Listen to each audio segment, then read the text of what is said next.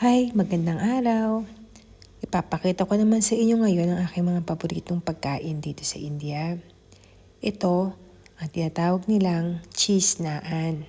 Meron siyang cheese sa loob, cheese stuffing, o yung tinatawag nilang paneer. Kapag nagawi kayo dito sa India, kailangan tikman nyo to dahil sobrang sarap. Ito naman susunod, ito naman ay ang plain roti. Ito yung kadalasang tinapay na kinakain nila dito. Kasi ang main food nila dito, roti. At tulad sa atin, sa Pilipinas, mahilig tayo sa kanin. Sa kanila naman, roti at saka yung ulam nila. Meron din tayo ditong salad, yung sibuyas.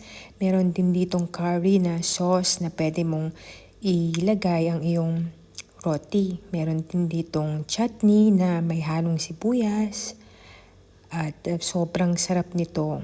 One of these days, baka ma-share ko sa inyo ang recipe niyan. Pero itong mga food na to, in-order lang namin to. Ito naman ang tinatawag nilang palak paneer. Ito yung spinach na may paneer. Yung paneer, yung cheese nila dito sa India. Guys, sobrang sarap talaga nito. At syempre healthy din siya kasi spinach.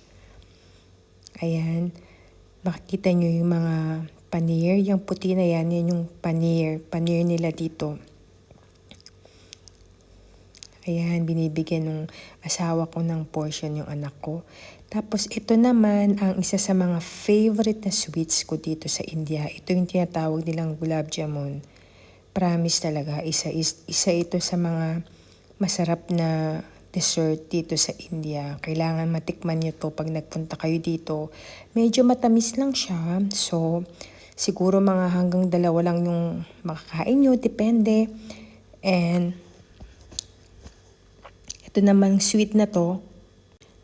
Ito naman yung tinatawag nilang firni. Isa rin to sa mga masarap na dessert dito sa India. Must try din to. Promise, kailangan tikman nyo. And after nyo syempre kumain, yan, kailangan may dessert. Ayan na yung plato ng aking anak. Naglagay na siya ng kanyang roti, ng kanyang spinach, ng kanyang masala. And yan, mag-start na siyang kumain kasi dinner time namin to. At saka yun. Actually guys, in-order lang namin itong mga food na to. Hindi ko to pin-repair. Actually, magaling din magluto yung asawa ko.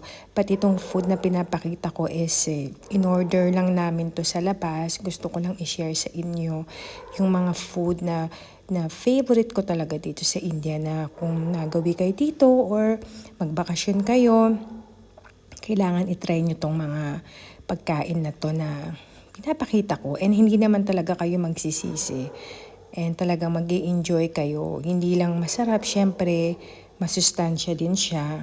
So, ayan, ready na kami para kumain. Vinidyuhan ko na lang muna. Salamat.